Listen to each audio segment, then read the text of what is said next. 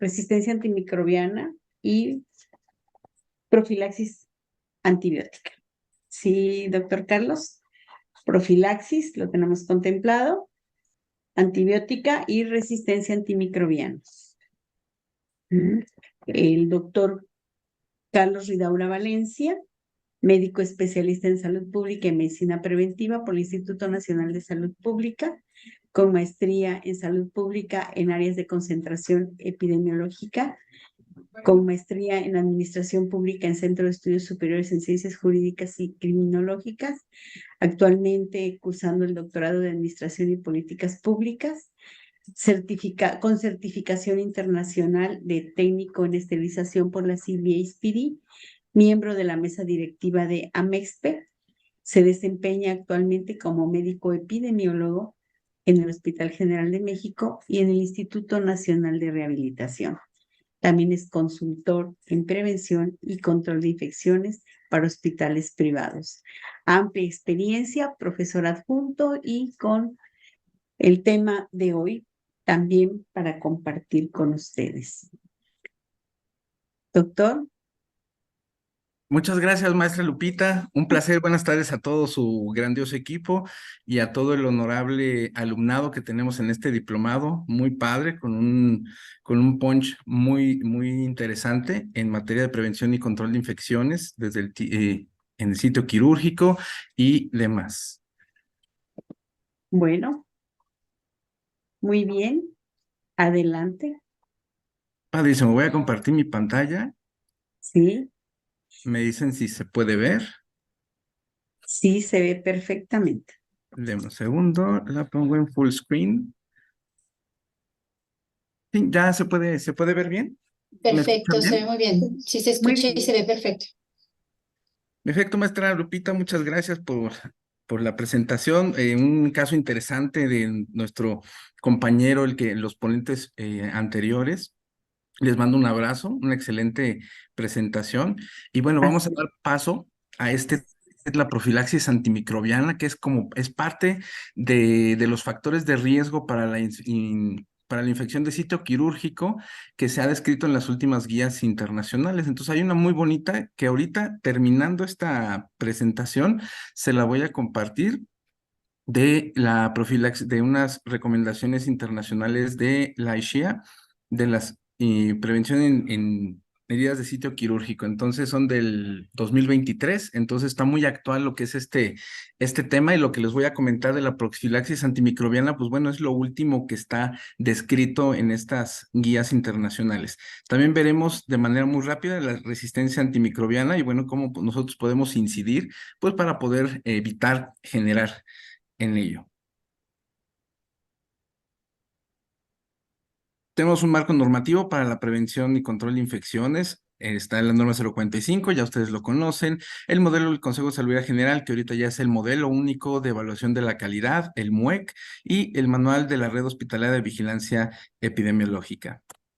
Vemos cómo se hizo la transición del modelo del Consejo de Salubridad para los estándares para implementar en los hospitales, y ahora ya este modelo único de evaluación de la calidad. Cabe señalar, mañana vamos a tener un webinar padrísimo. Están todos invitados, en donde un servidor les va a presentar qué es este modelo único de evaluación de la calidad, el MUEC, qué es, en qué consiste, y sobre todo el alcance para públicos, privados, etcétera. Y voy a hacer un pequeño énfasis sobre todo para las áreas quirúrgicas, es decir, qué es lo que van a visitar los auditores, qué es lo que toman en cuenta, y está bien interesante porque uno de los principales cambios ahorita es sobre todo basado en las competencias del personal, es decir, yo enfermero quirúrgico, usted enfermera quirúrgica, tiene que tener cierto track de capacitaciones y de constancias físicas para poder usted desarrollar su función dentro del hospital. Va a estar muy padre, los invitamos para mañana. Vemos que para aproximarnos el fenómeno de salud y enfermedad y poder establecer estrategias para la prevención y control de infecciones, es decir, para la profilaxis antimicrobiana, pues viene aquí en la relación entre el agente, el hospedero, para que aquí es una estrategia. Sabemos que la gente, pues bueno, está en la piel, sabemos que se hace esta profilaxis antimicrobiana porque está en la piel, puede estar en algunos dispositivos que pueden estar contaminados, que están mal procesados, y bueno, la interacción entre el hospedero y la gente, aquí es donde se anida la profilaxis antimicrobiana entre la gente y el hospedero. Tenemos las vías de transmisión, en este caso la transmisión por contacto también es muy importante en la prevención ahorita de la administración de la profilaxis antimicrobiana. Y bueno, están en riesgo de infecciones, tanto los pacientes como el personal de salud, los visitantes, los familiares. Ahorita nos vamos a centrar lo que es en los pacientes con esta profilaxis, que es la que nosotros debemos de administrar finamente. Y finamente, ahorita les voy a comentar los porqués. Y bueno, ya sabemos que las infecciones nosocomiales son importantes porque nos condicionan mayores tasas de morbilidad y mortalidad. Hay impacto económico tanto en instituciones públicas y privadas, aumenta los días de estancia hospitalaria, con lo cual impacta de gran manera el día a día de un hospital y el poder atender a otros, si es un hospital público, poder atender a otros pacientes, hay camas ocupadas, entonces impacta en muchos sentidos. La mayoría de los casos se pueden prevenir. Les comento todo esto para llevarlos de la mano del por qué nace la profilaxis antimicrobiana. Viene le estoy llevando de lo general y vamos específicamente a lo particular. Las principales infecciones asociadas a la atención en salud están la neumonía asociada a la ventilación mecánica, las infecciones de vías urinarias asociadas a catéter urinario, las infecciones de torrente sanguíneo asociadas a catéter venoso central, y bueno, están las infecciones de sitio quirúrgico. Y en este sentido, las infecciones de sitio quirúrgico, pues bueno, van como factores de riesgo y factores de abordaje, pues está la profilaxis antimicrobiana. Y bueno, dentro del área del enfoque del sistema crítico del PCI, en nuestro país, en México, tenemos este sistema crítico de PCI que está basado en los estándares internacionales por la agencia acreditadora de la que es la Young Commission. Y bueno, plantea 17 áreas de enfoque dentro del sistema crítico PCI, que también lo vamos a abordar bien padre cuando comentemos en próximos webinars el modelo único de evaluación de la calidad aquí en nuestro país, en México. Y bueno, en este sentido, la plática de hoy se anida en este primer enfoque que es para prevenir las infecciones asociadas a la atención en salud. Es decir, a estas 4 infecciones asociadas a la atención en salud, pues bueno, es el área de enfoque para la prevención de. Y bueno, como les comentaba, este es el artículo donde baso es un artículo muy reciente, está siendo publicado. Yo me preocupo siempre cuando voy a dar una plática en traerles lo más novedoso publicado al momento. En ocasiones me ha tocado que estoy preparando una plática y que de repente sale un artículo hace 4 días, entonces hago todo lo necesario para podérselos transmitir, y en este caso son estas estrategias para prevenir infecciones del sitio quirúrgico en hospitales de cuidados agudos, actualización del 2022. Lo publicaron hace un par de meses, si mal no recuerdo. Entonces es información muy buena, es una información que ustedes la pueden ocupar, que ustedes pueden transmitirla, sobre todo si son tomadores de decisiones, a estos comités de infecciones nosocomiales que tienen en sus hospitales. Y también en Latinoamérica, pues bueno, también nos sirve para poderle concientizar y poderle decir, miren, ya salieron unas nuevas guías que contemplan estas características, y sobre todo en la profilaxis antimicrobiana es muy importante porque son muy puntuales y está muy, muy, muy bonito. Además, están otros aspectos de preventivos. Inmediatamente que yo termine la sesión, se las voy a proporcionar a la maestra Lupita para que se los pueda cargar en el sistema y ustedes puedan tener acceso desde hoy mismo. Es decir, ustedes tener esta información que está muy padre porque actualiza recuerdan que la norma oficial mexicana en México tiene un año del 2005 y es la vigente, pero bueno, con estas actualizaciones del 2023, pues podemos convencer, nos faculta en nuestro país, si hay normas internacionales que aborden cierto tema, pues podemos nosotros anclar las políticas y los procedimientos a esta nueva normativa. Entonces, tiene toda la evidencia del mundo, está padrísimo, y bueno, se los voy a proporcionar y se los voy a platicar rápidamente qué consisten.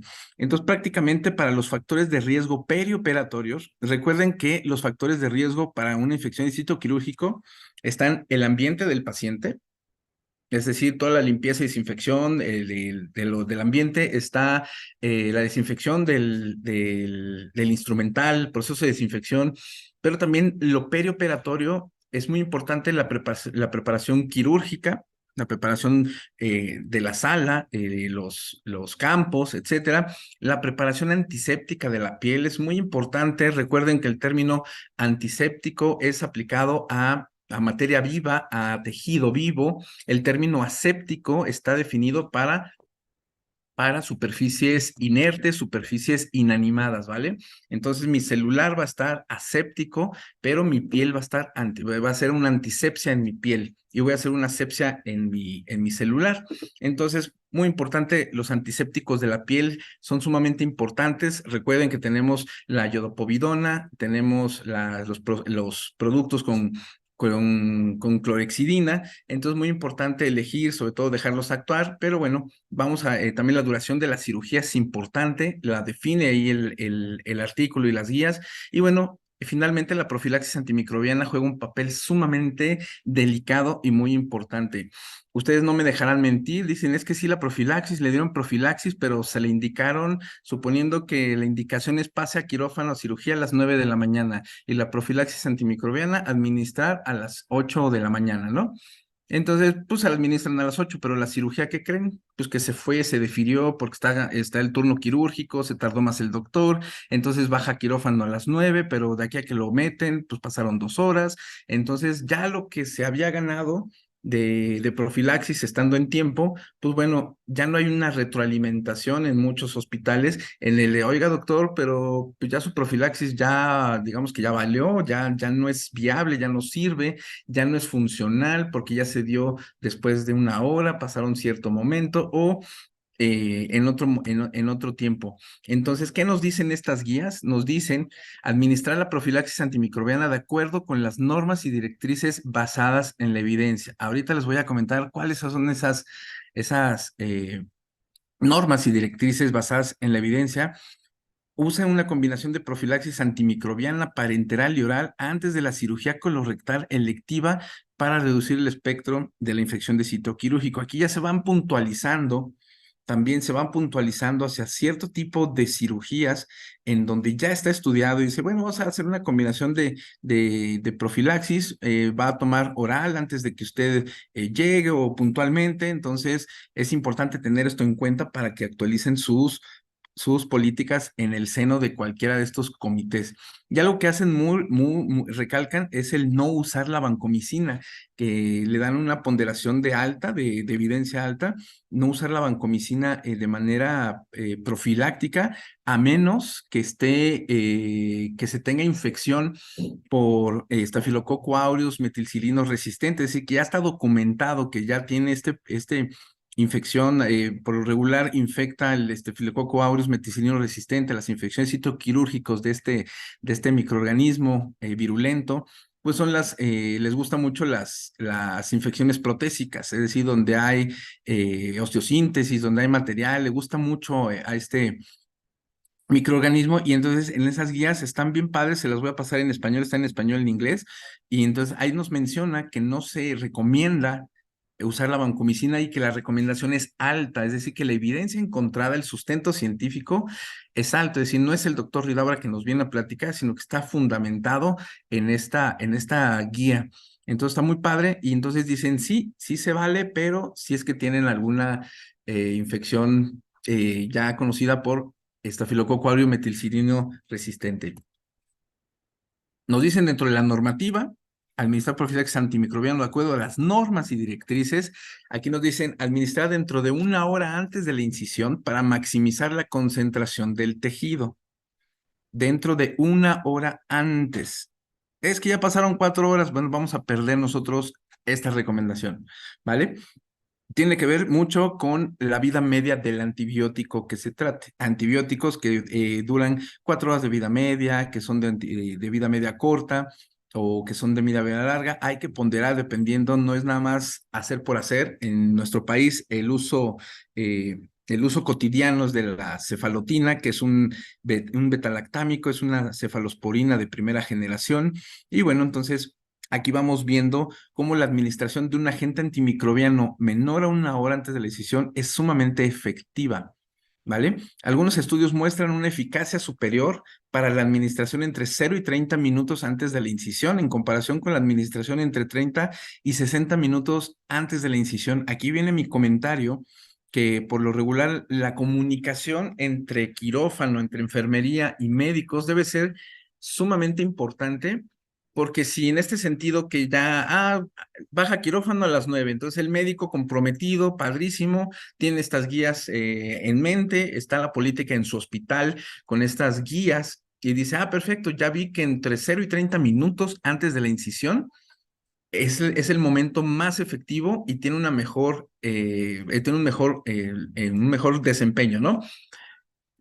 De repente, entonces, administrar a las 9, administrar el antimicrobiano 30 minutos antes de la cirugía, perfecto, 8:30. Entonces, cuando son estos temas, baja quirófano a las 9, todavía no hay turno, no hay comunicación, entonces el paciente está esperando, o a lo mejor le hablan a piso, oye, espérame, aguántame, porque todavía no está libre el quirófano, ya lo están desinfectando, etcétera, lo que ustedes quieran. Pasa el tiempo. Y entonces ya se perdió este momento donde la evidencia nos reporta. Entonces, otra recomendación es administrar el antimicrobiano 30 minutos antes de la cirugía, antes de bajar a la cirugía.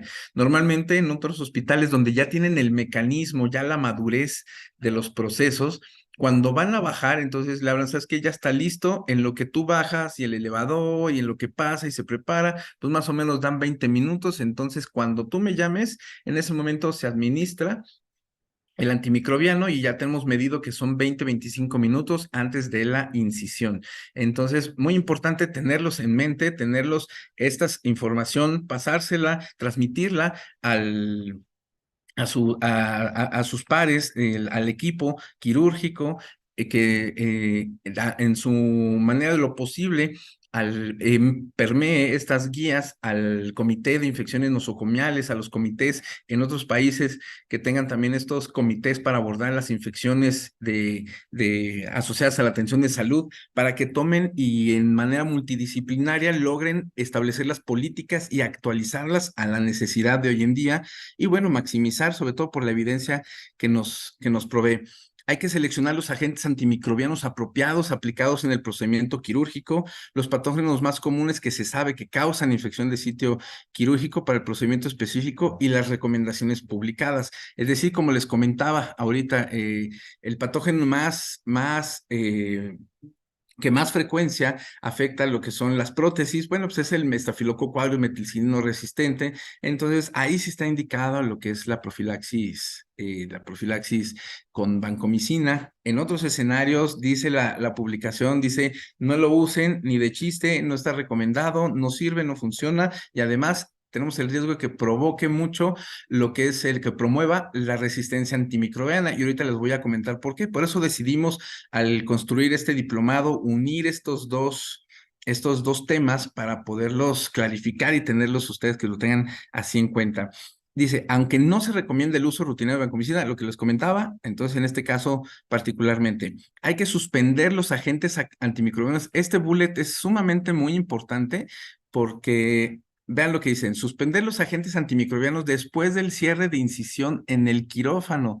Es decir, dependiendo de la vida media del antimicrobiano, por ejemplo, cefalotina, bueno, ya no dura, administramos la profilaxis, pero por la temporalidad no duró más de 2 horas, 3 horas, 4 horas la cirugía, entonces no hay una necesidad de dar una reprofilaxis, es decir, de continuar lo que es esta profilaxis con la recomendación de la vida media.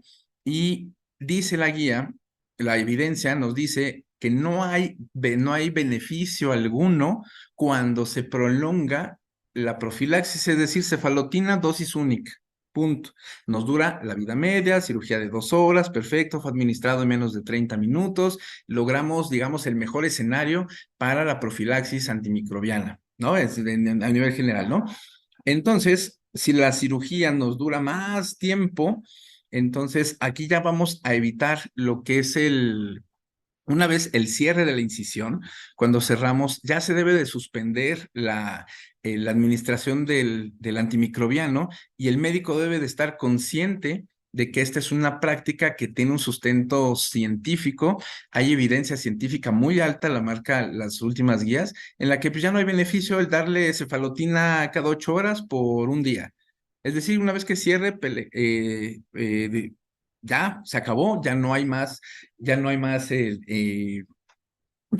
digamos, beneficio el administrarle, sino al contrario, hace mención que puede correr el riesgo de favorecer la resistencia antimicrobiana. Entonces es importante que estos documentos que son de manera internacional, con una metodología muy fina, con un alto grado de ciencia, de respaldo, de soporte científico, pues bueno, se transmita a los senos de los comités que se requieran. También puede caber en el comité de farmacología y terapéutica, también puede ser en el comité de calidad, en el comité de infección. Entonces, muy importante tener estas consideraciones.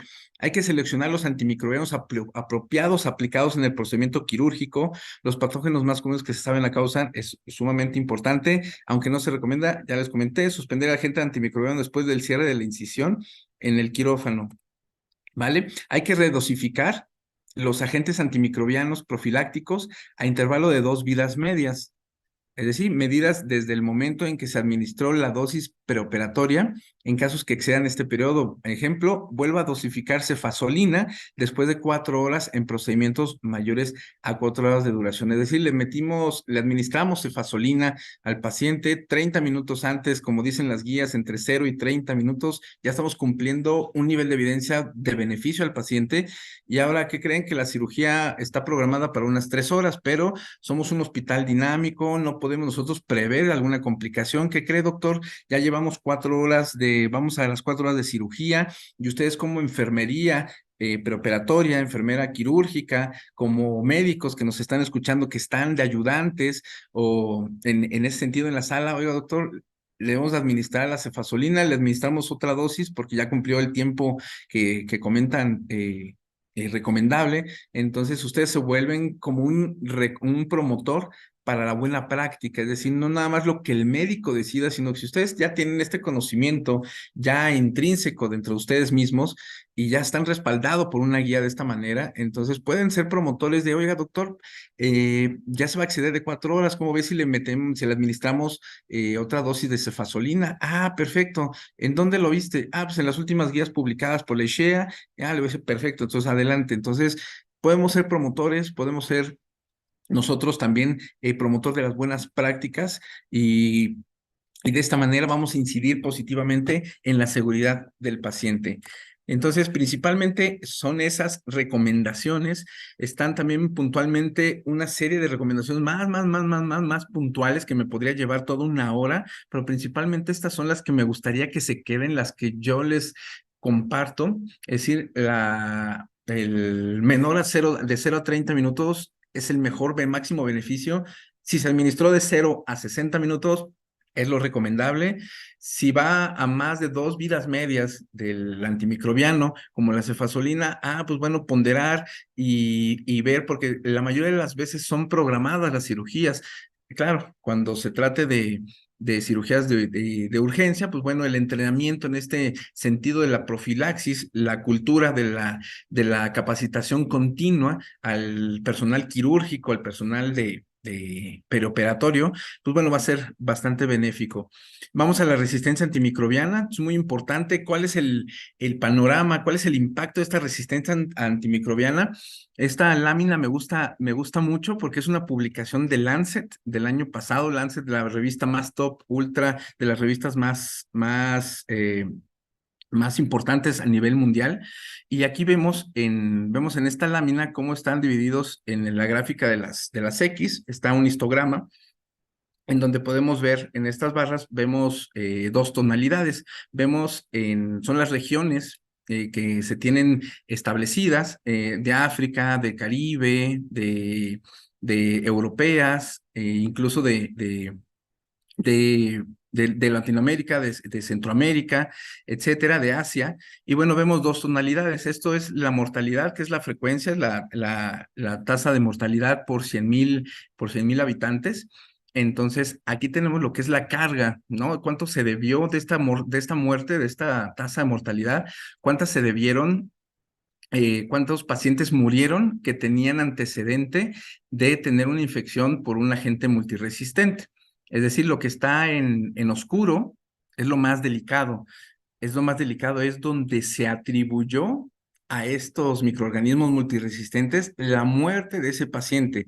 Es decir, que la publicación dice que si no se hubiera tenido esa infección, ese paciente probablemente no hubiera fallecido. Entonces, con una metodología muy bonita, muy fina, con una N impresionante, además de miles y miles de casos, por eso está padrísimo esta publicación a nivel mundial.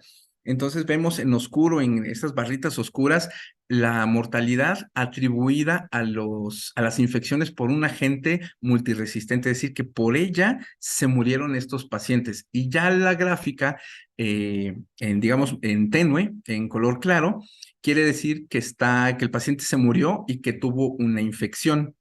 Es decir, ahorita como podemos ver, por eso está dentro de esta mortalidad derivada, atribuible al agente multiresistente, está dentro de este otro grupo, en donde se falleció el paciente, pero en lo que está en tenue, en claro, no se atribuyó directamente a la bacteria, sino que pues participó, o sea, se murió y tenía el antecedente de estar con esta bacteria. Entonces vemos cómo la relación entre el tener una infección por un agente multiresistente es de 1 a 4, puede ser hasta 1 a 4, uno de cada 4 pacientes que tienen infecciones con un agente multiresistente terminan en una defunción directa por el microorganismo. Entonces, está muy importante, muy padre esta lámina. Vemos cómo los principales, donde se carga más la mortalidad, las principales regiones afectadas, pues bueno,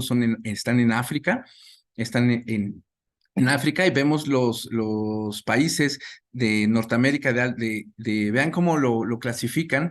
Estoy en la barrita, quinta barrita de derecha a izquierda en morado, que dice en Norteamérica de alto ingreso, es decir, México está en Norteamérica, pero no somos de alto ingreso, entonces estamos excluidos de esta barrita. Y bueno, están en Estados Unidos y Canadá, entonces vemos cómo son de los que menos impacto tienen en este sentido. Entonces, veamos, aquí está muy bonita. Les voy a pasar también esta publicación para que ustedes lo puedan revisar. Esta lámina está muy padre, es del mismo artículo, en donde vemos, igual manera, en el eje de las Ys, las muertes están por conteo absoluto, es por el número de muertes. Entonces, aquí lo que vemos en la distribución, pues bueno, son las infecciones, el grupo del síndrome infeccioso. En primer lugar, tenemos a las infecciones del tracto respiratorio bajo. De ese tracto respiratorio bajo, todo eso son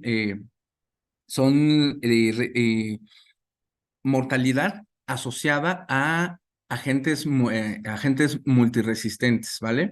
Entonces, muy importante como 1 de cada 4 pacientes con infección del tracto respiratorio bajo también se murieron derivado de un atribuible a un agente multiresistente, una pseudomonas multiresistente, una Acinetobacter baumannii que es resistente a cerillo y gasolina, es decir, que es pan resistente. Recordemos que podemos encontrar en los artículos qué significa multiresistente. Es que son a más de 3 familias. Sí, a más de 3 familias, pero también los lineamientos y las guías que nos comentan en esta definición que una sola E. coli, por ejemplo, puede ser sensible a quinolonas, puede ser sensible a otros antibióticos más tranquilos, pero si es resistente a carbapenémicos ya se debe considerar como multiresistente por el impacto que puede presentar. Me dirá un infectólogo, bueno, el que tenga la resistencia a carbapenémicos y lo demás sensible es muy raro, pero bueno, es nada más para manera de ejemplificar el término multiresistente. También están los XDR, los XDR, que son resistentes a casi todo y nada más quedan bien poquitas opciones terapéuticas para poder incidir. Y los panresistentes es que es resistente a todo, a cerillo y gasolina le llamamos, es decir, las dosis de antimicrobiano, ya los infectólogos ahí crean ciencia para poder decidir qué antibiótico antimicrobiano pueden darle a pesar de que es resistente a dosis más altas, entonces ya es otro tema. Y bueno, aquí tenemos las infecciones del tracto respiratorio bajo, como aquí se engloban las neumonías asociadas a ventilación. Vemos en segundo lugar las infecciones de las bloodstream infection, las infecciones asociadas al torrente sanguíneo. Aquí se engloban lo que son las de catéter venoso central. Entonces vemos también como más o menos de 1 a 4 es la relación de que nosotros le estamos dando ese empujón al paciente si no realizamos estas medidas de contención para la resistencia antimicrobiana. Bueno, vamos a poder nosotros perjudicar la seguridad del paciente. Vemos las intraabdominales, estas intraabdominales principalmente están aquí configuradas con nivel de sitio quirúrgico, abdominales también están las de vías urinarias asociadas a catéter urinario, entonces vemos cómo se comportan y el primer, digamos, problema al nivel mundial, pues son las neumonías, las infecciones del tracto respiratorio y las bacteremias.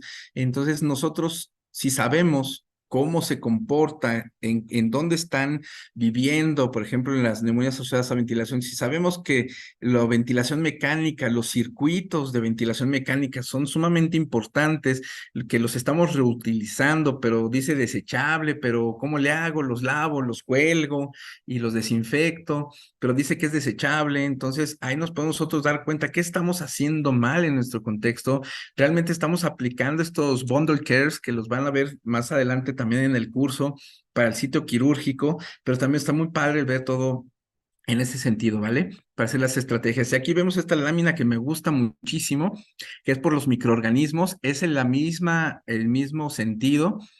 Es decir, en primer lugar, tenemos aquí el dolor de cabeza a nivel mundial, se llama Escherichia coli, E. coli, que como ustedes podrán imaginar, E. coli significa heces fecales, transmisión de las manos, es decir, hay un lavado de manos deficiente. Entonces, esta información sirve para que a nivel mundial sabemos nosotros que el principal problema está en la higiene de manos, principalmente porque sabemos que la E. coli pues vive en las manos, en donde tenemos que empujar a hacer estos training, estas capacitaciones en la higiene de manos. Entonces, si en nuestro hospital su flora principal es E. coli, hay que fortalecer la higiene de manos. Ya vemos aquí que a nivel mundial es el principal problema a nivel mundial es la E. coli, la Escherichia coli.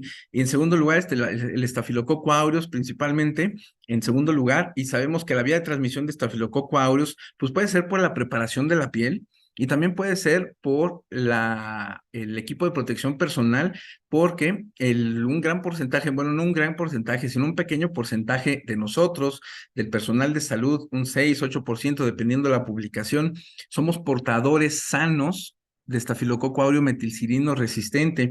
Y si sabemos que se aloja en la nasofaringe, entonces es muy importante. Y si sabemos que están en un lugar donde hace mucho calor o en el quirófano, oye, apágame el aire acondicionado porque me está dando mucho bochorno y soy el cirujano más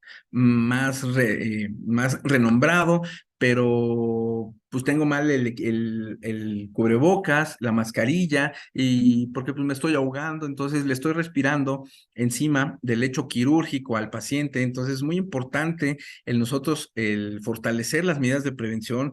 También recordar que podemos ser hospitales escuela, como el Hospital General de México, que tiene una infinidad, una población impresionante de médicos internos, de médicos especialistas, en donde imagínense cuando está pues una operación padrísima de una osteosíntesis, entonces está el cirujano principal, el principal, el primer ayudante, también está el segundo ayudante, está el interno, el estudiante, y está mucha gente adentro del quirófano.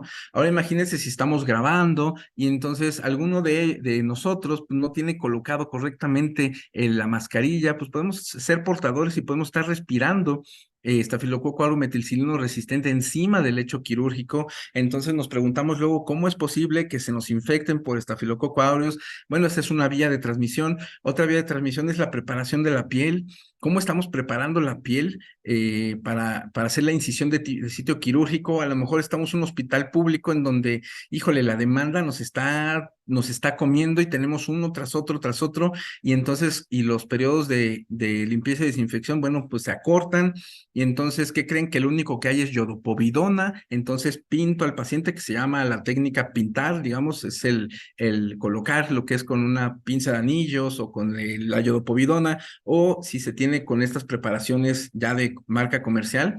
Entonces la yodopovidona, y entonces como tenemos mucha prisa, pues únicamente pasamos la yodopovidona, no la dejamos actuar de manera lo que corresponde de actuar para que permee en el en el estrato de la epidermis, haga su función, su mecanismo de acción protector, y de esta manera, para que cuando llegue la incisión de sitio quirúrgico, bueno, sea lo más beneficioso para el paciente. Entonces, como tenemos prisa, muchas veces ha tocado en hospitales, no me dejarán mentir ustedes, en donde pues, se pinta al paciente y de repente ni 30 segundos ya están lavando, ya están removiendo lo que es la yodopovidona. Entonces, muy importante que las unidades de vigilancia epidemiológica, los departamentos de control de infecciones tomen en cuenta en cada una de estas cirugías, si se utiliza yodopovidona, que realmente haya sido el tiempo correcto, y más si su rate de infecciones nosocomiales nos dicen que son por estafilococo aureus o por estafilococo epidermidis, que son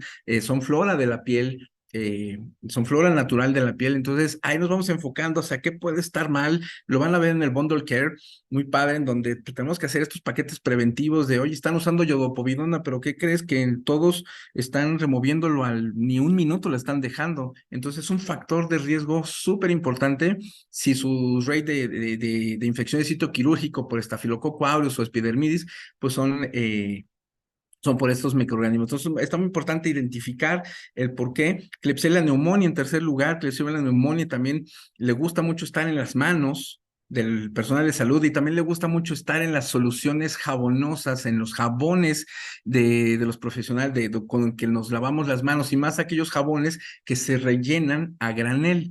Es decir, no los jabones de marca comercial que se colocan en un dispensador automático o mecanismo que está cerrado, sino pues somos hospitales públicos en donde pues, los recursos son limitados y se compra a granel, se compran estos bidones de jabón. Entonces no sabemos cómo se manipulan.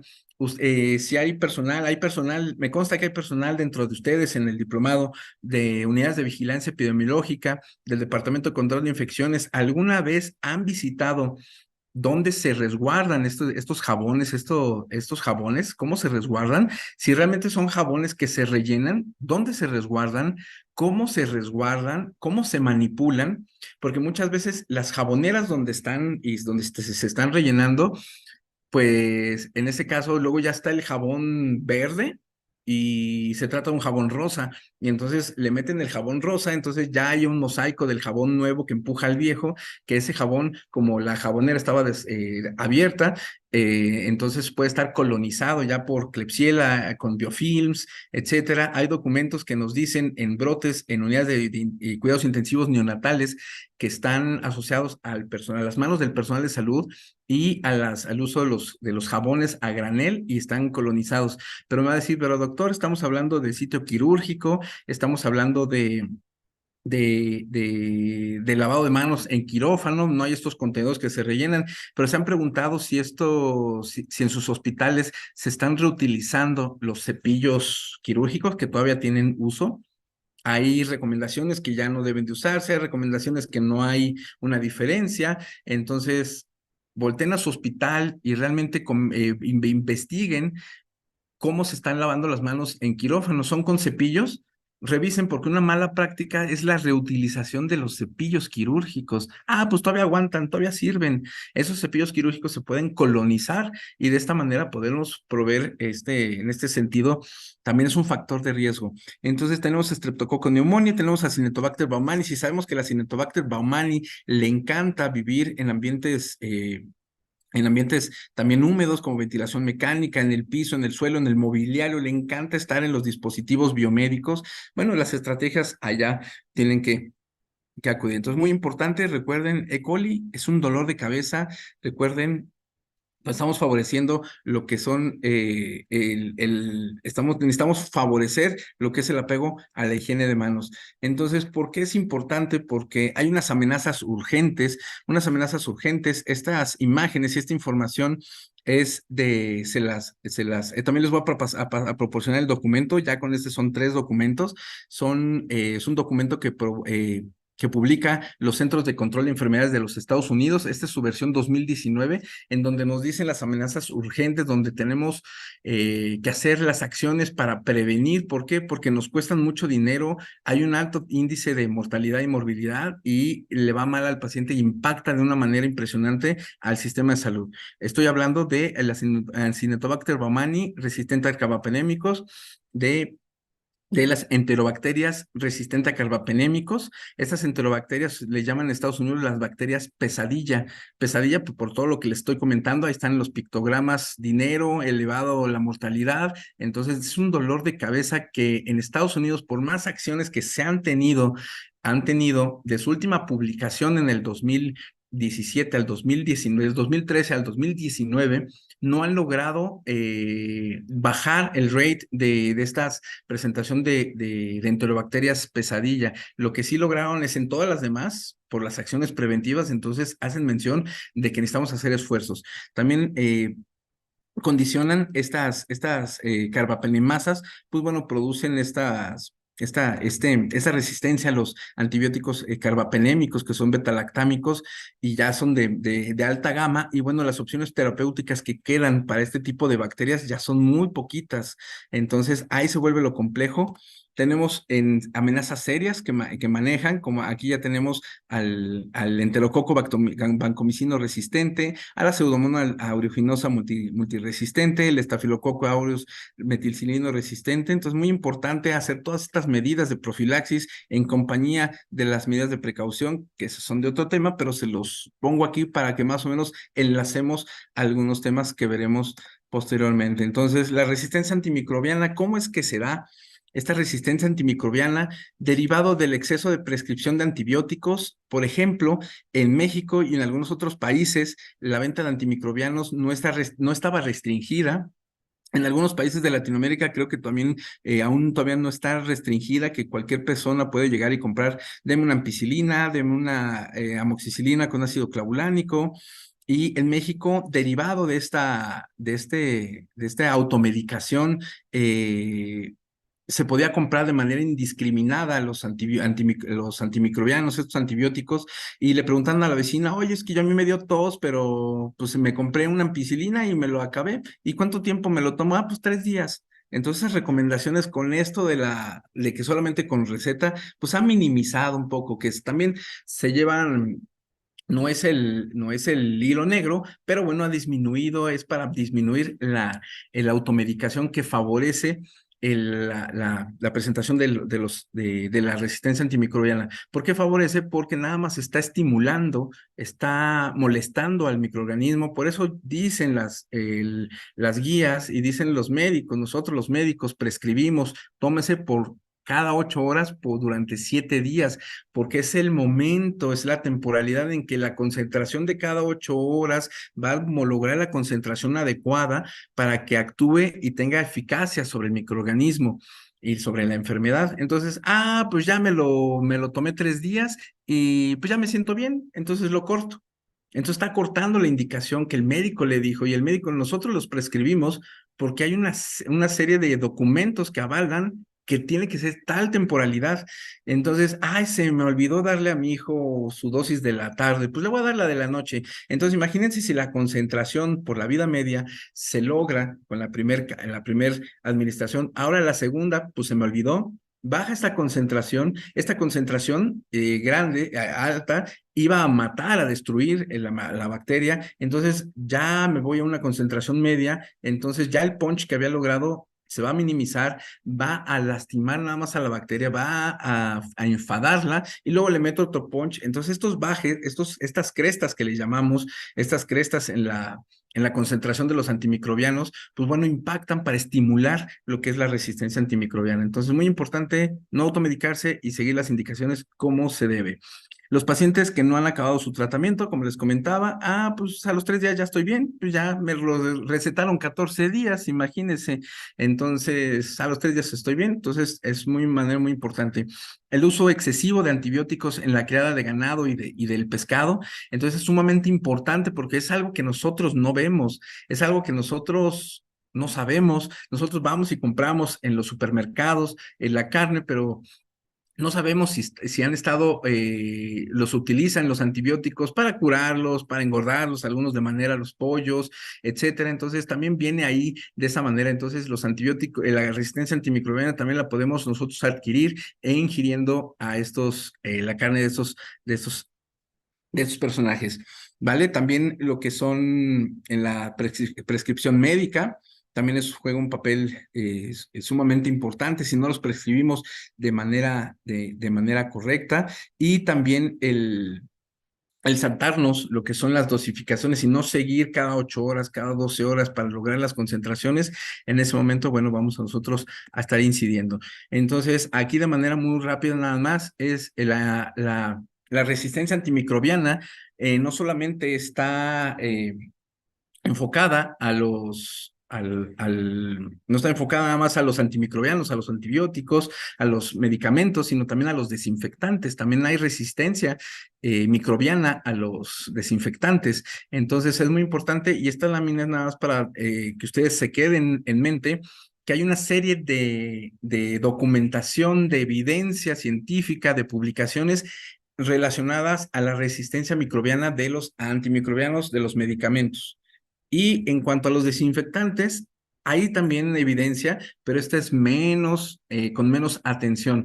A nosotros que somos los responsables de departamentos de control de infecciones en algunos hospitales, a ustedes o ustedes que están en las aulas, en una escuela, que son coordinadores de licenciaturas, pues también es muy importante porque les puede dar ideas de dónde pueden hacer algunas asignaturas optativas, de dónde pueden haber un nicho para posibles publicaciones. Oye, fíjate que viene el diplomado que no han revisado nada no hay mucha atención en la resistencia a los desinfectantes. Vamos a hacer una publicación, un aleatorio, vamos a ver una revisión sistemática de ver qué se ha hecho. Entonces también les puede servir de mucha ayuda. Y también en el tema de cirujanos dentistas en su consultorio también es importante porque ustedes también prescriben lo que son antibióticos, antimicrobianos. Entonces también seguir las pautas, y también que los desinfectantes que están utilizando pues pueden generar lo que es resistencia microbiana. ¿Cómo se genera esta resistencia microbiana? Esta está muy bonita, esta imagen. Esta es una bacteria similar, puede ser una E. coli ahí con sus flagelos bien bonitos. Y bueno, nos dice que la resistencia antimicrobiana voy a empezar de arriba a la izquierda, en nuevos procesos celulares. Puede darse a nuevos procesos celulares para cambiar el target del antibiótico. Es decir, ¿cómo voy a cambiar el target del antibiótico? A ver, espérame, aquí. ¿Cómo voy a cambiar el target del antibiótico? Es decir, el antibiótico iba a está diseñado científicamente en laboratorio para actuar a ese nivel. ¿Qué hace la célula cuando pues, le favorecemos la resistencia con todos los mecanismos que ahorita ya les comenté? El no tomarme adecuadamente, por ejemplo, el usar un desinfectante a concentraciones más bajitas. Es que la recomendación era 5,000 partes por millón del cloro, pero pues ¿qué creen? Que cambiaron de concentración de cloro, ahora lo compran en bidón y la concentración cambió. Lo sigo diluyendo de la misma manera, pero ¿qué creen? Que la concentración ya de 5,000 que necesitaban en quirófano ahora es de 200 o de 100. Entonces, a ese grado puede llegar la falta de comunicación y supervisión en los procesos, y entonces se estimula porque no va a matar esa concentración, no va a matar. Ahorita les voy a comentar rápido de los desinfectantes. Y entonces, bueno, se pueden promover que cambie la bacteria, la resistencia, pues cambie el sitio target. Es decir, pues como tú me matas a este nivel, pues ¿qué crees? Que yo te lo muevo. Y entonces ya te lo moví, entonces tu antibiótico, pues ¿qué crees? Que no me va a dar nada, pero va a necesitar dosis caballo, dosis altísimas para lograrme perjudicar, pero lo que tú estabas diseñado desde un inicio, pues ya te lo cambié, ¿vale? Ese es un mecanismo. El segundo mecanismo es que el antibiótico, pues bueno, se producen enzimas y se producen proteínas que desdoblan y que tiran, digamos, que neutralizan al antimicrobiano. Aquí están lo que como son las carbapenemasas y estas betalactamasas, que son principalmente E. coli, Klebsiella, de estas enterobacterias, que son las más peligrosas, son las bacterias pesadilla, que son las carbapenemasas, que son a los carbapenémicos, es decir, ingresa este carbapenémico, el ertapenem, imipenem, doripenem, etcétera. Y bueno, ya se tiene pues el gen que codifica estas carbapenemasas. Entonces, cuando lo ven, cuando sienten la presencia, lo que ustedes gusten, pues bueno, van dirigido con estas proteínas para neutralizarlo, ¿vale? Entonces, también las betalactamasas, ya estas bacterias son, digamos que menos peligrosas, la E. coli y la Klebsiella, pero bueno, es en ese sentido beta-lactamasas. Quiere decir que a los betalactámicos, la penicilina, cefalosporinas de primera, segunda, tercera, cuarta generación, pues bueno, nos va a comprometer el actuar. Entonces, ese es otro mecanismo.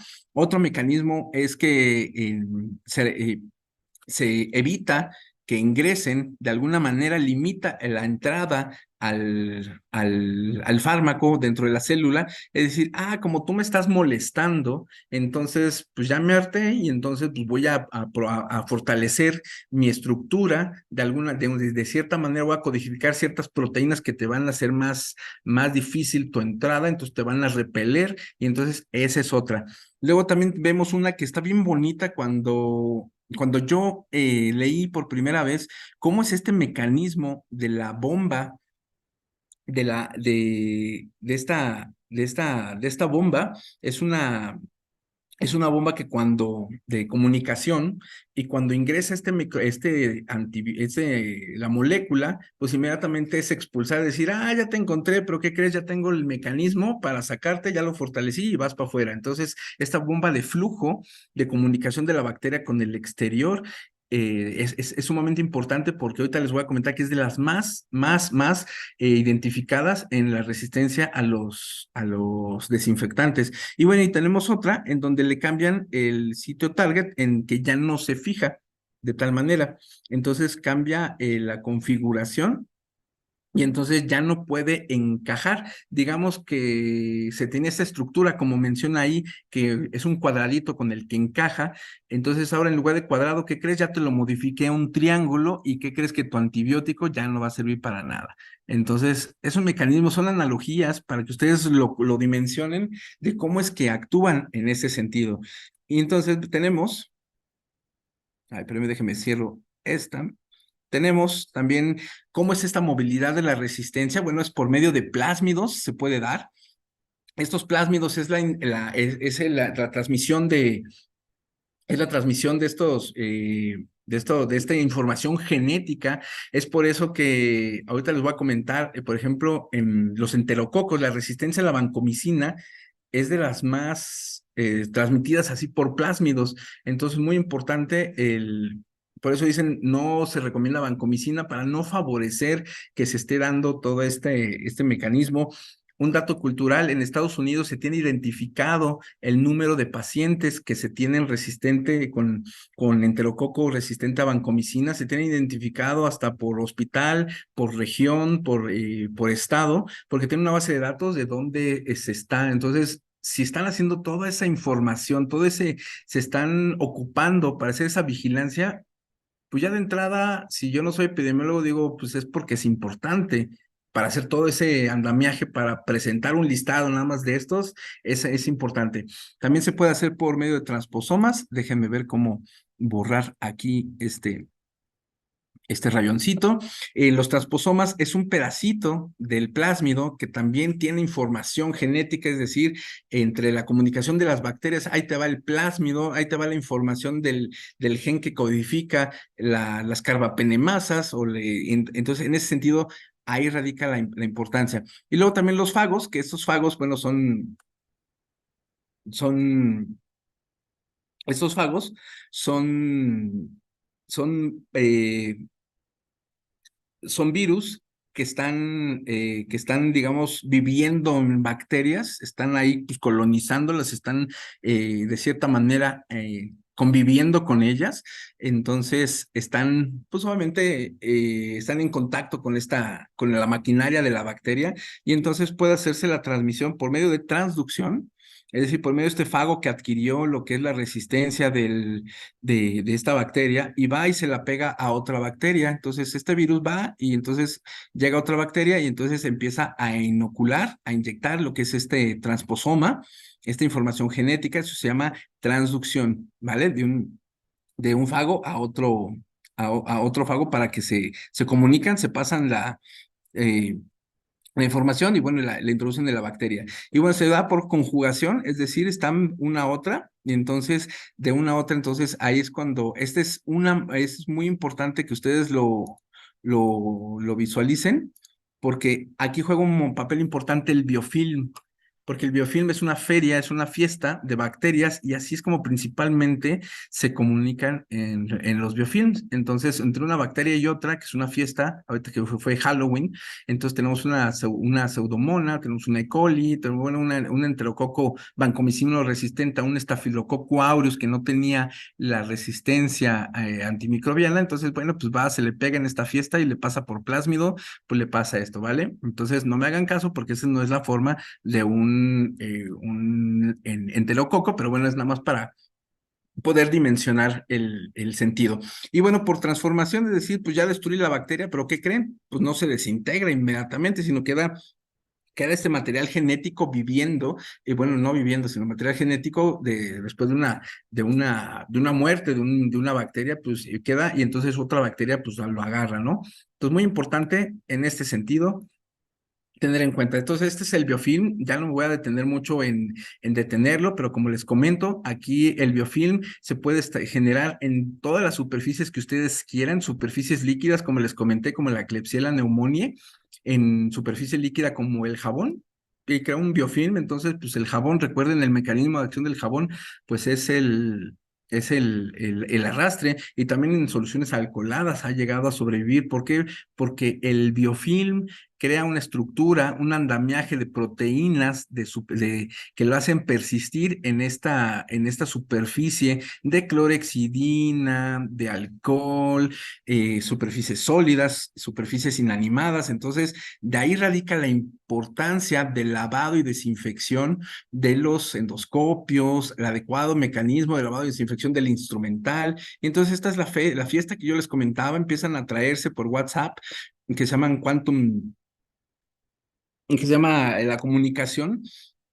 Y entonces se comunican, entonces empiezan a ver fiesta, empiezan a llamarle a otras más, empiezan a agarrar basura genética, empiezan a agarrar proteínas de ADN. Entonces hacen su casa, su andamiaje, se protegen, y entonces cuando se pone la fiesta bien padre, entonces pues ya se van a colonizar otras fiestas, van al after, y entonces ahí es donde radica la importancia de nosotros fortalecer la limpieza y la desinfección de los procesos en todos los sentidos, tanto de las instalaciones como del instrumental que vamos a utilizar, ¿vale? La resistencia microbiana en los desinfectantes se da por concentraciones bajas del desinfectante. Como les comenté, no es lo mismo si la recomendación dice a 5,000 partes por millón, es porque esa concentración se necesita para eliminar la pseudomona, para eliminar la E. coli. Pero si nos dicen, es que dice 10,000 partes por millón porque es Clostridioides difficile.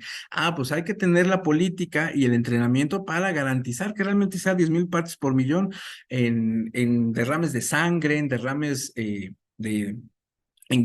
para contener este tipo de derrames. Entonces, las concentraciones bajas lo que van a hacer, van a estimular como con un cuchillito, van a estimular a la bacteria. Entonces le van a hacer van a molestar y va a decir, se va a hartar y va a decir hasta aquí. Entonces, es por ello que hay normativa, regulación sanitaria a nivel de la fabricación de dispositivos médicos, que hace la recomendación de rotación de los desinfectantes cada 6 meses. Quiere decir que si mi desinfectante es cloro, cada 6 meses es la recomendación, porque están basadas en recomendación internacional, porque está descrito que esta resistencia antimicrobiana pues se puede dar. Entonces, para garantizar la resistencia para favorecer una buena praxis en la fabricación de dispositivos y también de alimentos. En la normativa de alimentos también hace referencia a la rotación de los desinfectantes. En salud no existe, no hay una norma oficial mexicana en la 045, no está descrito y tampoco nos dice que se recomienda en hospitales, en ninguna documento de regulación en nuestro país no se describe. Entonces, probablemente en otros países, en Chile, en Argentina, ahí nos podrían comentar, a lo mejor en su examen, en su tarea, que cree, doctor, que aquí sí tenemos normativa de regulación que hace mención a la rotación de desinfectantes en nuestros países. Entonces, esa retroalimentación de ustedes va a nutrir porque de todas sus tareas vamos a sacar algo muy bonito. Entonces, a lo mejor en Chile, en Ecuador, en Perú, a lo mejor tiene regulación sanitaria que diga, oye, doctor, sí, si hay normativa que nos dice que cada 6 meses debemos derrotar los desinfectantes aquí en los hospitales. Ah, bueno, esto está padrísimo. Va en ese sentido, entonces, si utilizamos cloro, bueno, buscar el de otra familia, amonio cuaternario o peróxido de hidrógeno, entonces decir, de cambiarle, digamos, que no sea el mismo durante toda la vida del hospital. Sitios inaccesibles en los que no llega adecuadamente el desinfectante, es decir, imagínense un quirófano, por eso las recomendaciones, por eso la norma 016 de las características mínimas de infraestructura para los hospitales, para las unidades de atención hospitalaria en nuestro país, en México, dice que deben de ser paredes lavables y paredes con las curvas sanitarias, estas curvas que en donde hacen codo el techo con la pared, normalmente en nuestras casas está así, ¿no? En un ángulo de 90 grados, entonces dice, tienen que tener curvas sanitarias. Ah, pues las curvas sanitarias que deben de estar con una estructura que sea resistente y sea lavable. ¿Por qué? Porque esos sitios donde está esta esquina en mi casa, en su casa, esta escuadra donde está a 90 grados, pues va a haber sitios inaccesibles donde mi puño no va a llegar, donde el trapito no va a llegar, no va a incidir. Y entonces imagínense si nosotros le damos la concentración adecuada, pero pues no llegó muy bien hacia allá, nada más lo salpicó, vamos a estar estimulándolos porque no logramos el contacto físico con el desinfectante. Vale, ahora imagínense, me van a decir, oiga, doctor, ¿y las tomas de oxígeno? ¿Quién las limpia? Intendencia, la limpiamos nosotros. En un hospital me dijeron, doctor, creo que nadie las limpia.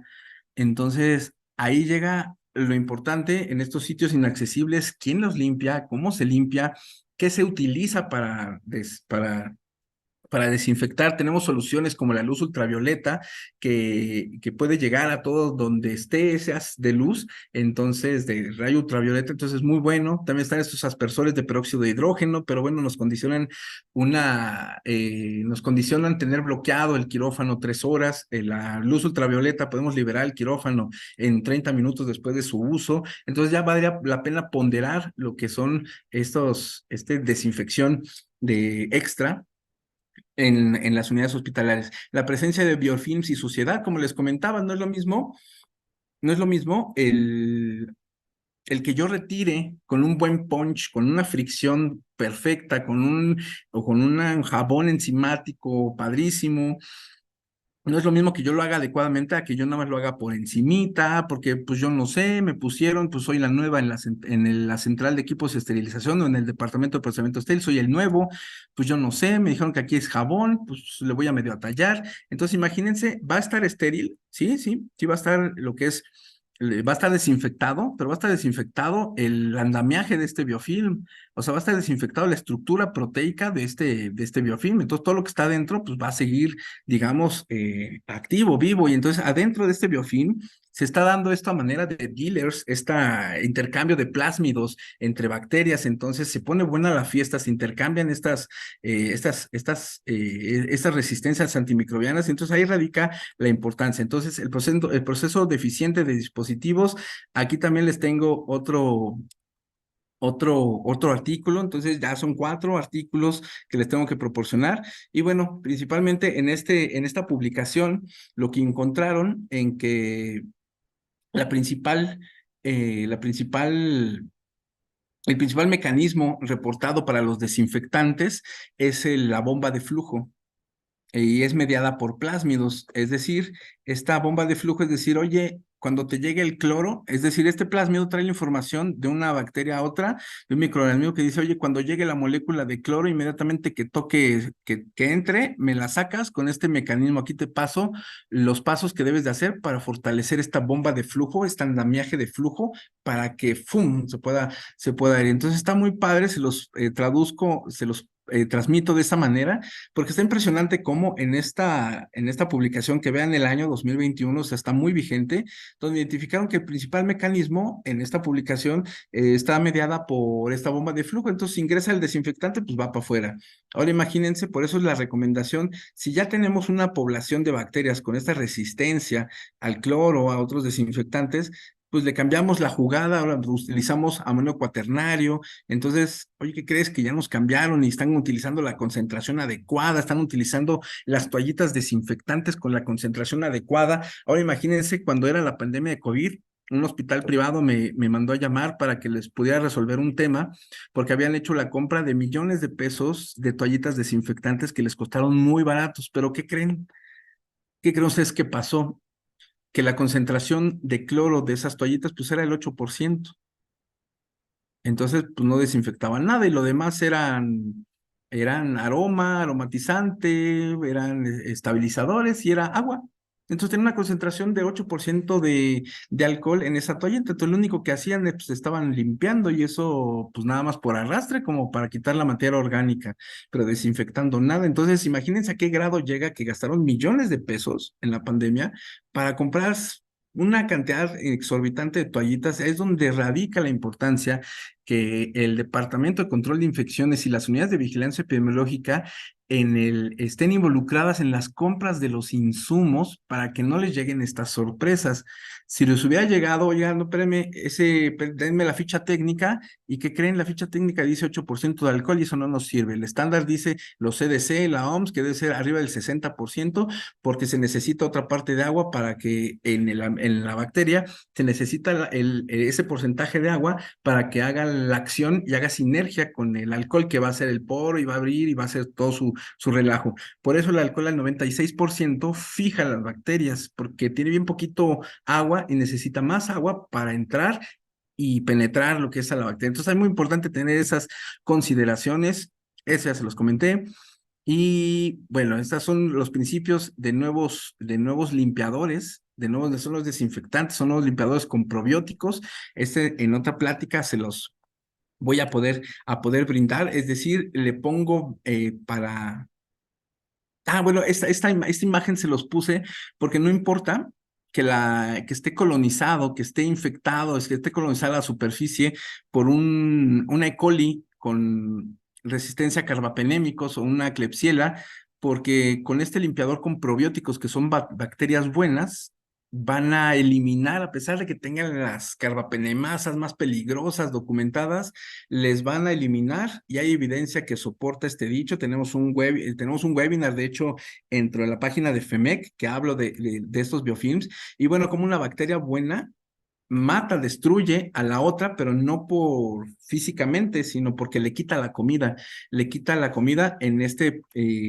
apoyándose de este principio de Gauss, es decir, que dos especies no pueden subsistir, una gana y siempre ganan los buenos, porque los documentos, las publicaciones científicas nos han dicho hoy en día que ganan los buenos. Entonces estas bacterias chovis, bonachonas, pues les quitan los recursos porque comen y comen y comen, entonces dejan a las bacterias con carbapenemasas pues sin alimento, entonces ganan.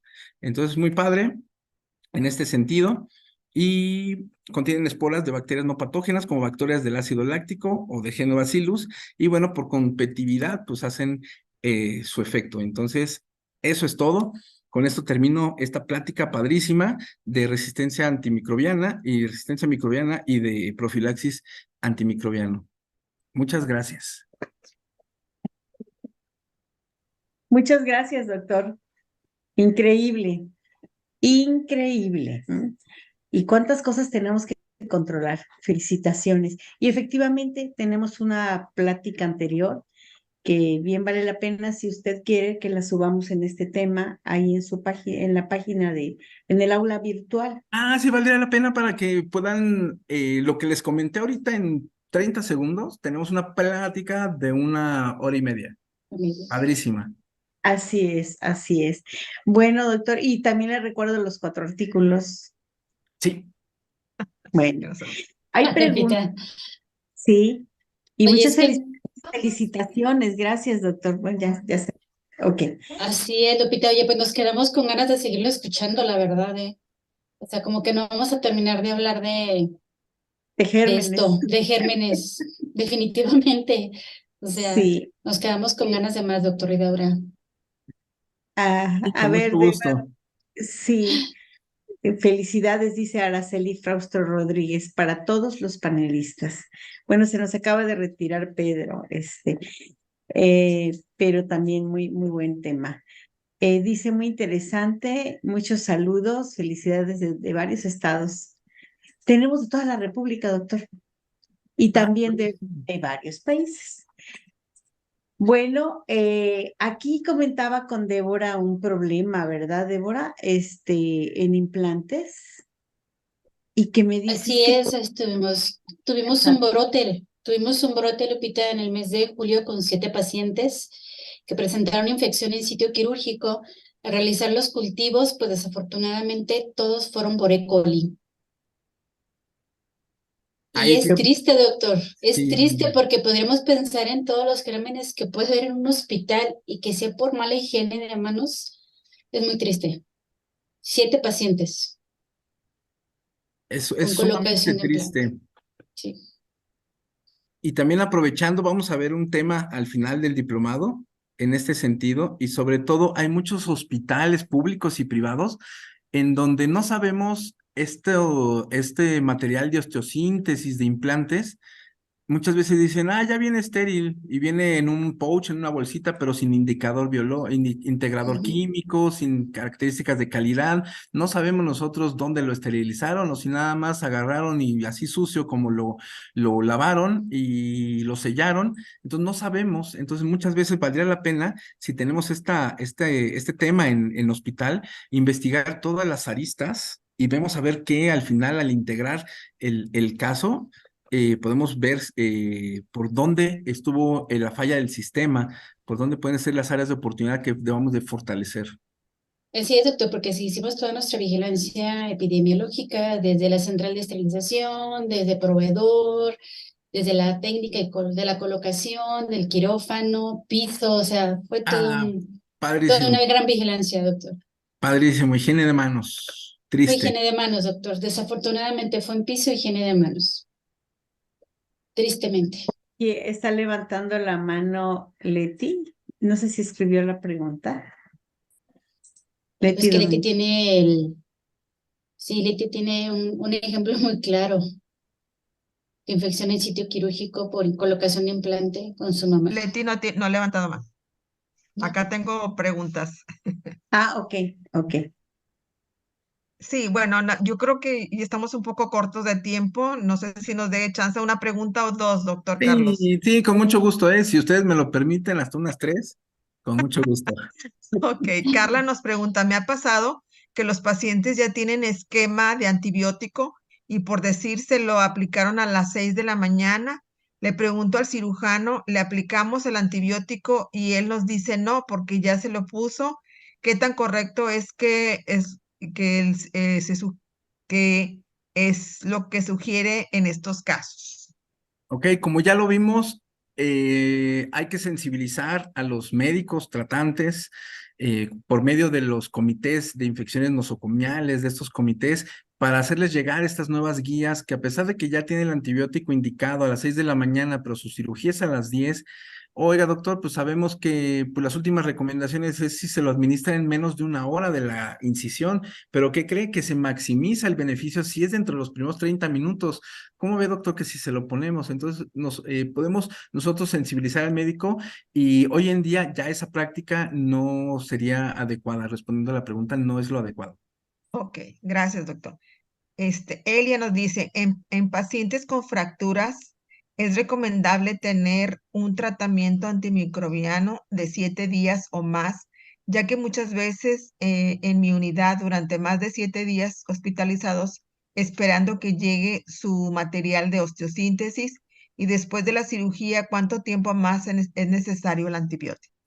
Ok, dependiendo del tipo de la fractura, si se trata de una fractura expuesta, entonces ya hay antibióticos que son de más espectro, dependiendo del tiempo que estuvieron ya en contacto, más de 12 horas, de 6, 12 horas ya se considera una cirugía muy contaminada, muy sucia.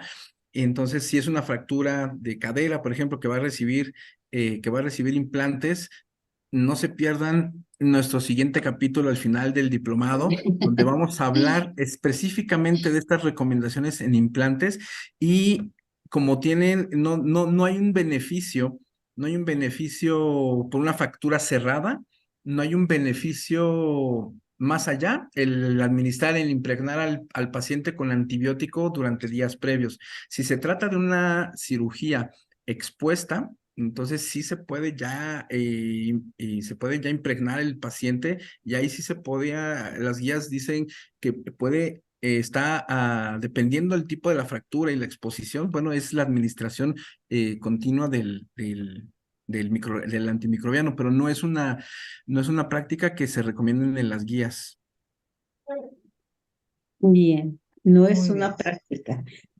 Mire, este módulo precisamente habla de buenas prácticas, doctor. Y también tenemos una muy mala práctica. ¿Cuál? Termina la cirugía, ¿sí? ¿Y qué hacemos? ¿Cómo le quitan todo la iodopovidona o toda el antiséptico de la piel y cómo lo retiran? Con los mismos campos que están ahí, que ya se usaron, ¿verdad? Correcto. Y como nos decían, así, a limpiar, como sin ninguna técnica y volviendo a pasar por la herida y con esos campos que ya están contaminados. Recuerden ese punto. Así es. ¿Cómo no se nos van a infectar? Totalmente de Y acuerdo. sí, y quieren, ¿por qué? Porque en piso quieren recibir impecable al paciente sin una mancha de antiséptico. Es el otro problema.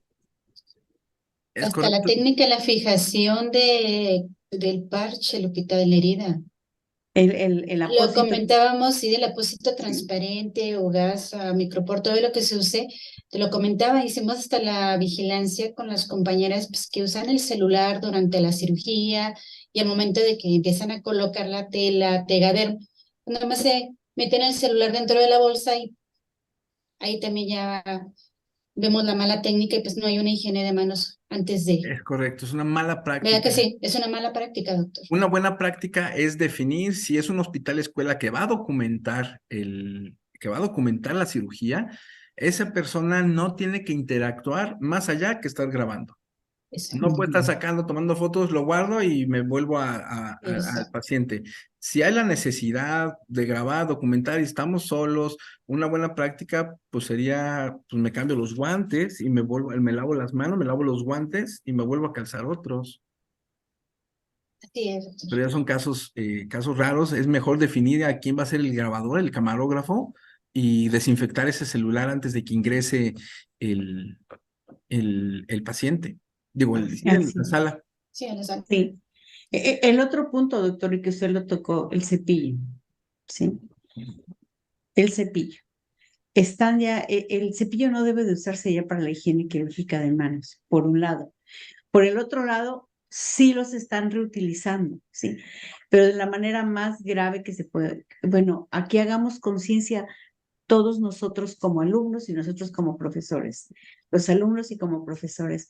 No permitan esas charolas que les Ay, ponen, sí, por favor.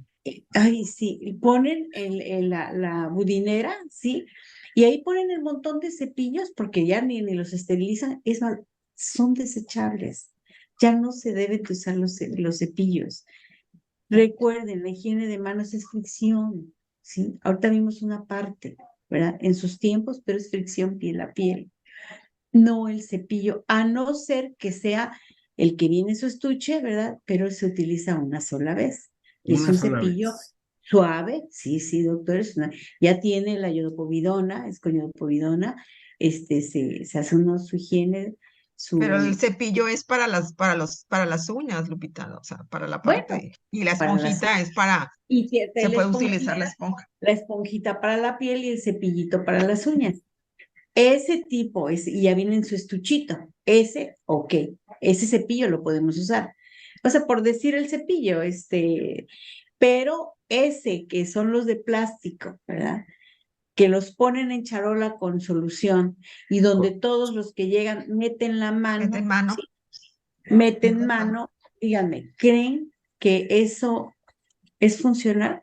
Esa es Es una una mala práctica, Es una una mala mala práctica. práctica.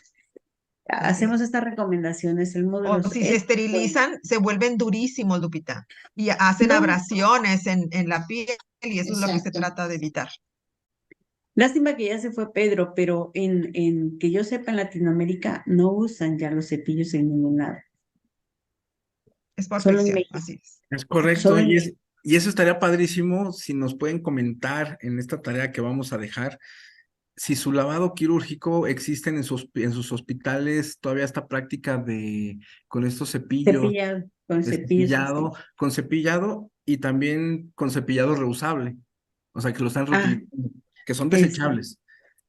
Y también pregunte ahí el antibiótico, ¿dónde lo están poniendo y cómo lo están poniendo? Que ¿Dónde lo están también, poniendo y cómo lo están poniendo? Así sí, que ya están es una. teniendo más o menos la Aparte, sensibilización en su tarea, en su nicho de trabajo. Y por ejemplo, quienes están en las aulas, en las coordinaciones, realmente están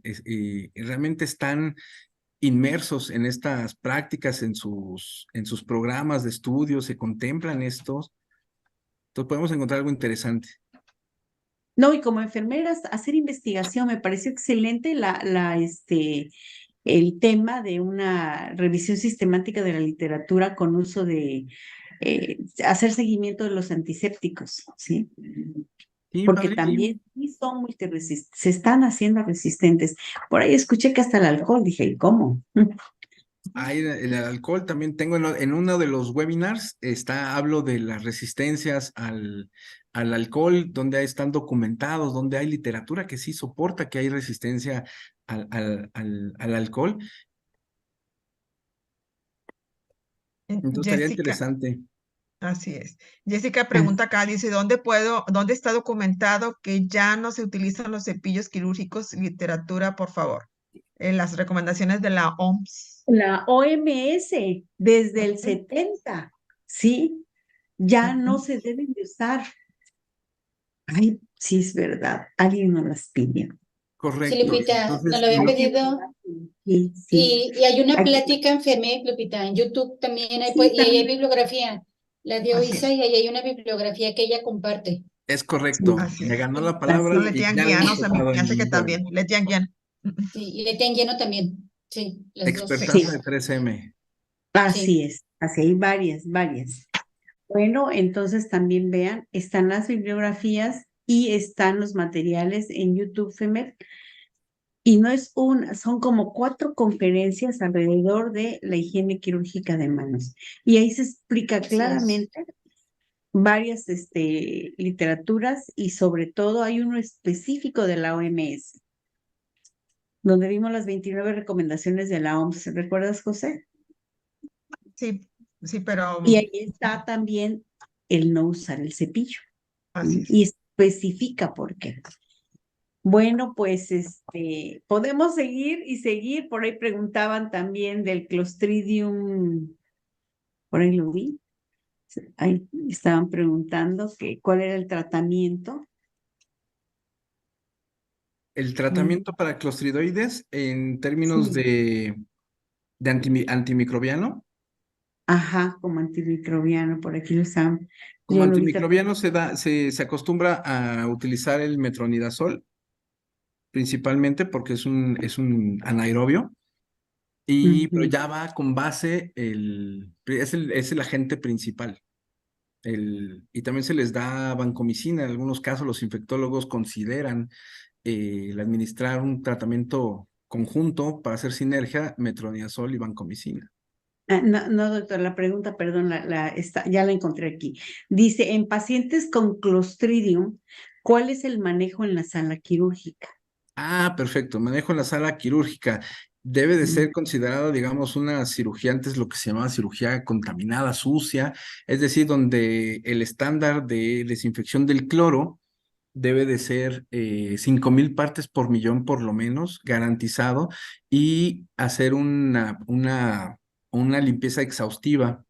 ¿Por qué? Porque estas esporas de la bacteria, que las esporas son, la bacteria entra en un estado de criogenia, digamos, que se adelgaza y se hace resistente a la intemperie. Entonces, lo que se recomienda es que se utilice material, digamos, desechable a manera de lo posible, pero si tienen que reutilizarlo, todo el material de campos, de ropa que se utilizaron, si no si no es desechable y se tiene que lavar, se tiene que ir embolsada y debe de salir en bolsa sellada y con la leyenda de ropa contaminada.